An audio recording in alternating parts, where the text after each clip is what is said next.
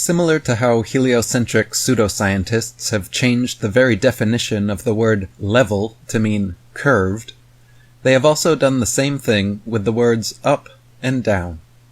Everyone intuitively knows and can readily demonstrate which way is up and which is down, just by pointing one finger to the sky and one to the ground.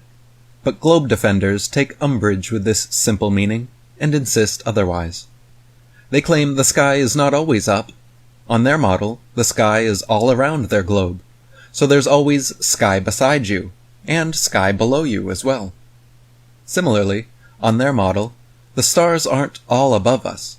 Instead, stars are all around us, with just as many stars beside or below us as there are above.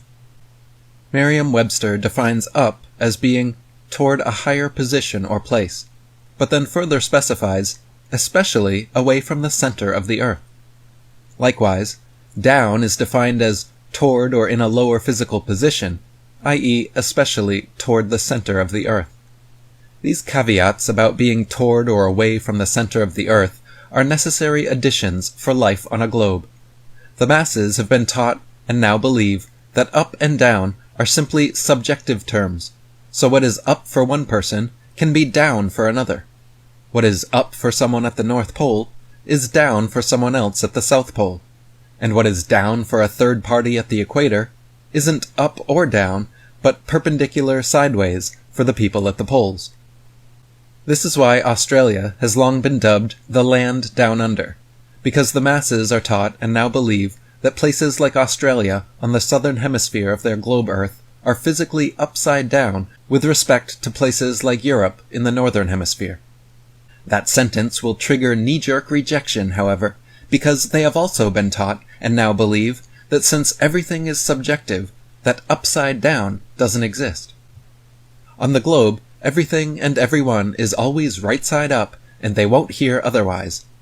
Even when you make it clear that you are speaking in relative terms of two separate perspectives with relation to each other, they rarely relent.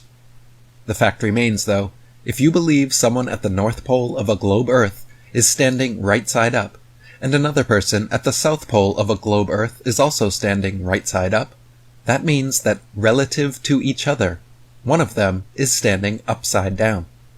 That means that relative to the northern hemisphere, it rains upside down in the south, and relative to the southern hemisphere, planes fly upside down in the north.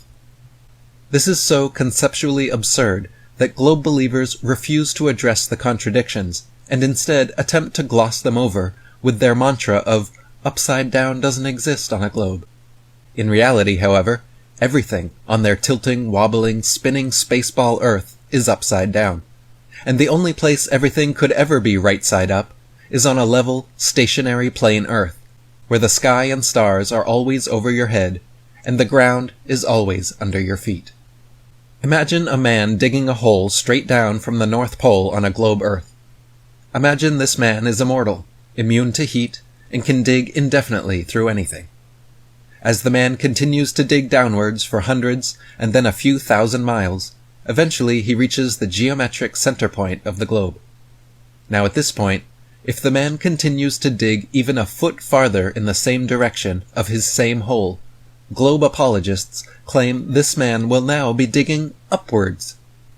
Then, if he continues to dig the same direction of his same hole for 3,958 more miles, they claim he will pop out feet first at the South Pole.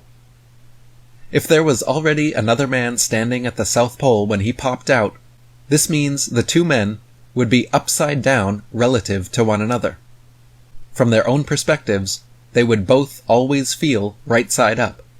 But when the man digging the hole somehow came out feet first at the South Pole, it would be revealed that they are and were always upside down with respect to one another. The only place up and down can have any objective meaning is on the geocentric flat Earth model.